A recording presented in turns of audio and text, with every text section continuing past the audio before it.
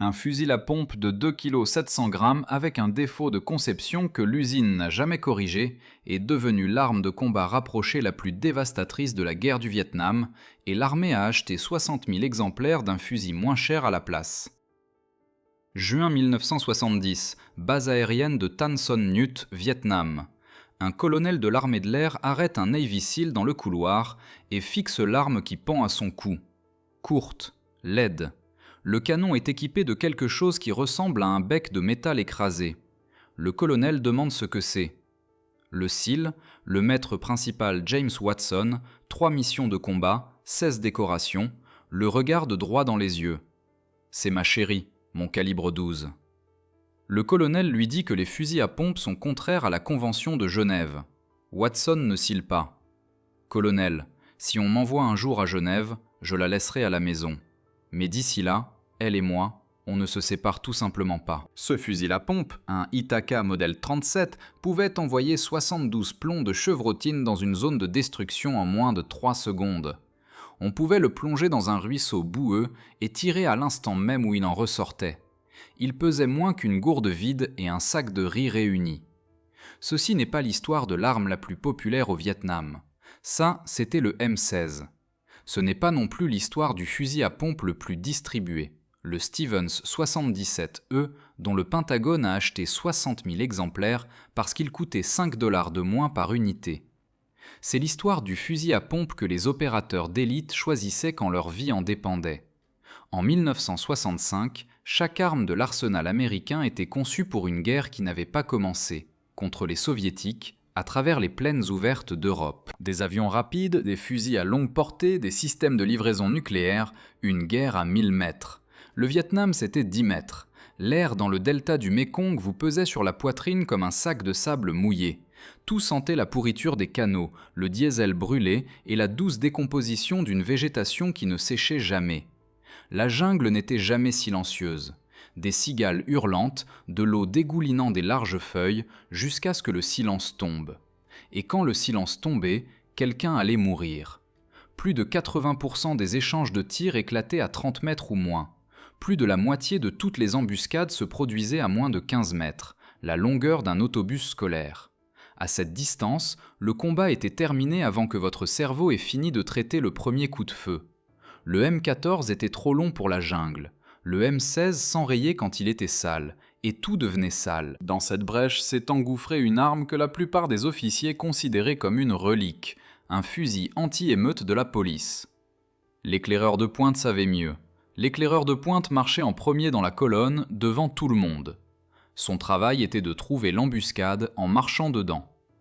Il avait besoin d'une arme qui pardonnait la mauvaise visée et punissait tout ce qui se trouvait devant elle. Et il n'y avait qu'un seul fusil à pompe dans l'inventaire conçu pour ce que la jungle allait lui infliger.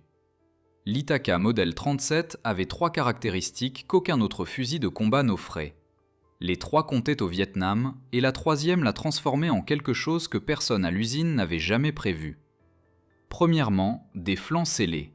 Tous les autres fusils à pompe éjectaient les cartouches par une ouverture sur le côté droit du boîtier de culasse. Un trou ouvert dans les entrailles de l'arme. Dans la boue de mousson, ce trou tuait le fusil. L'Ithaca se chargeait et éjectait par le même orifice inférieur. Les 2 côtés en acier militaire pleins. Aucune ouverture. Watson pouvait plonger son Ithaca dans un ruisseau, en rincer la boue et tirer sur le champ. Personne ne disait ça du Stevens. Deuxièmement, le poids. 2 kg 850 g. Le fusil de combat le plus léger disponible. Le Remington 870 pesait plus de 3 kg 200. Le Winchester 1897 frôlait les 3 kg 600. Quand on trimballe 38 kg à travers une triple canopée, 700 g de moins, c'est un chargeur de munitions en plus. Troisièmement, la chose que l'usine n'a jamais corrigée. L'Ithaca 37 n'avait pas de disconnecteur de détente. Dans n'importe quel fusil à pompe normal, Remington, Stevens, Winchester 1200, on appuie sur la détente, on tire, on relâche, on appuie à nouveau. L'Ithaca ne fonctionnait pas comme ça. Maintenez la détente enfoncée et actionnez la pompe. Le fusil tirait à l'instant où la culasse se verrouillait en position avancée. Pas de pause, pas de réarmement. On appelait ça le tir par percussion. 5 cartouches de chevrotine 000, 45 plombs en moins de 3 secondes.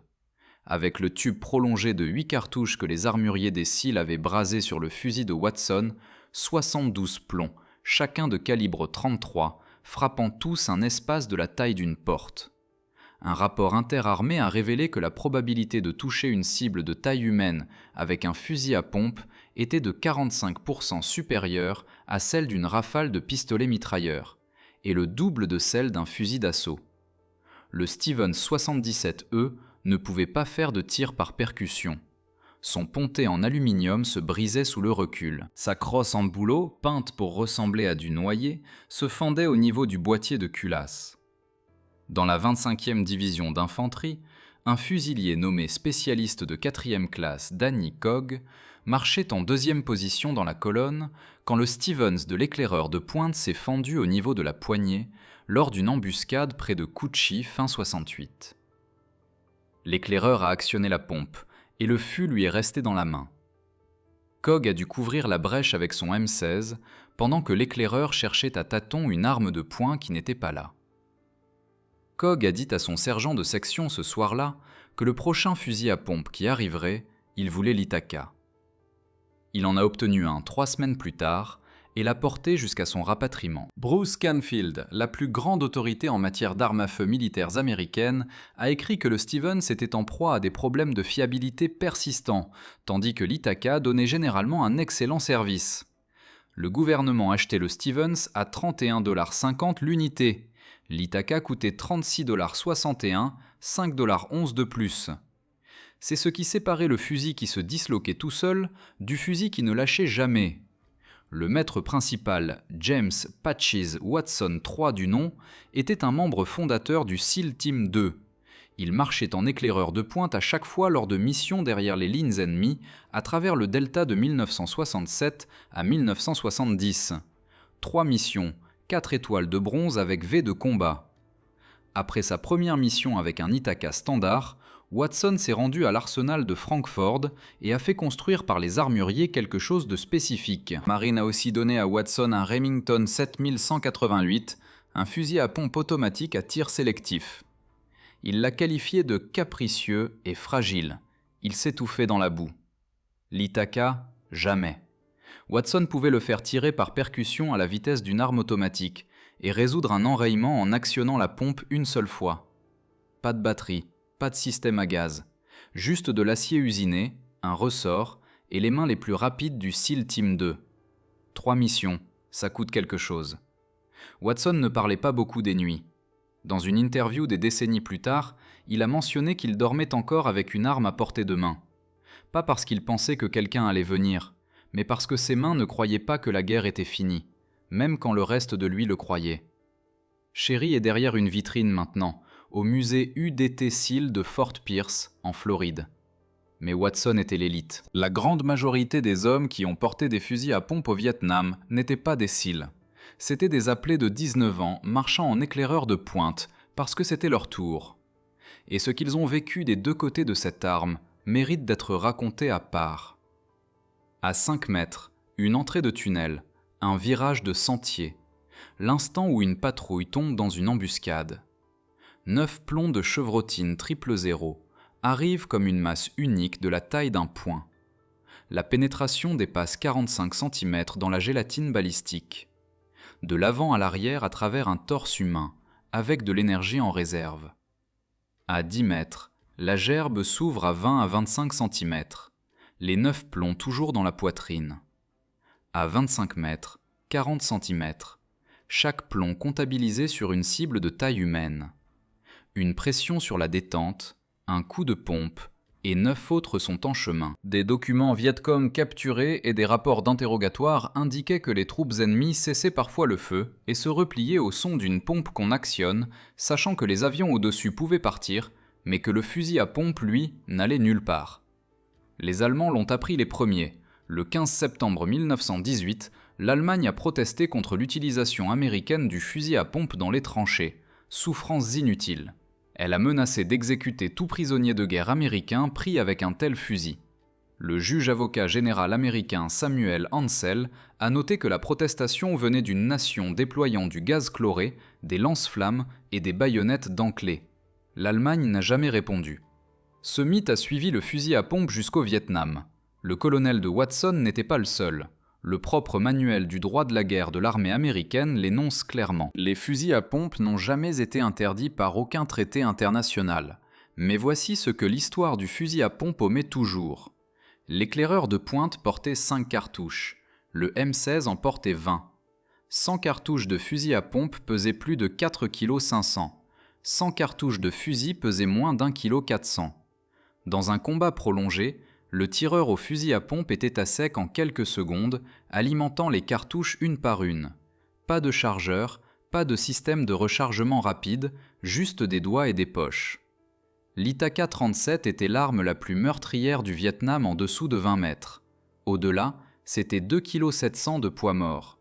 Environ 700 hommes ont servi comme rats de tunnel pendant la guerre. Ils rampaient dans des trous de 60 cm de large avec des pistolets calibre 45 et des revolvers calibre 38. Le récipiendaire de la médaille d'honneur, le sergent-major de commandement Benny Atkins, portait un calibre 12 à canon scié pendant la bataille de 4 jours d'Achau en mars 1966. Tout ce qu'il a dit à ce sujet, « Je l'ai utilisé, oui, je l'ai utilisé », et beaucoup de grenades à main. 47 000 Itaka-37 sont allés au Vietnam, 60 000 Stevens 77E ont été expédiés à leur côté pour 5 $ de moins pièce. Le Remington 870, le fusil qui a fini par tout remplacer, est à peine arrivé avant la fin de la guerre. Sa version militaire spécialement conçue n'a été commandée qu'en mai 1969. Peu, voire aucun, ont vu le combat. Après la guerre, l'armée s'est standardisée sur le Remington et le Mossberg. L'Itaka était trop cher à fabriquer. Son tir par percussion rendait nerveux les responsables de la sécurité en temps de paix. Le fusil qui fonctionnait a été discrètement mis à la retraite parce qu'il coûtait trop cher. Ce schéma n'a pas changé. 50 ans plus tard, les marchés publics choisissent toujours le moins-disant. Les soldats reçoivent du matériel de terrain qui répond aux spécifications minimales et prient pour qu'ils tiennent quand les tirs commencent. Aujourd'hui, un Itaka-37 de l'ère du Vietnam avec le préfixe S, numéro de série entre 1000 et 23 000, estampillé US sur le boîtier de culasse, est l'un des objets de collection militaire les plus recherchés au monde. Et si vous allez à Fort Pierce, en Floride, et que vous vous tenez devant la vitrine du musée UDT SEAL, vous pouvez voir Sherry, le tube prolongé, l'étrangleur en bec de canard, la poignée pistolet que Watson a taillé lui-même. Ça ne paie pas de mine. Ça ressemble à quelque chose qu'un homme a construit à la hâte parce que ce que le gouvernement lui avait donné n'était pas assez bon pour le maintenir en vie. 5,11 $. C'est ce qui séparait le fusil qui tombait en morceaux du fusil qui n'a jamais lâché. Dans une jungle où les combats se déroulaient à 15 mètres, dans le noir, sous la pluie. C'était la distance entre sortir sur ses pieds et être évacué sur une civière. Watson a porté Sherry en bandoulière autour du cou pendant 3 ans. On lui a demandé un jour pourquoi il n'avait jamais changé pour quelque chose de plus récent. Il a dit la même chose qu'il disait depuis 1967. Elle et moi, on ne se sépare tout simplement pas.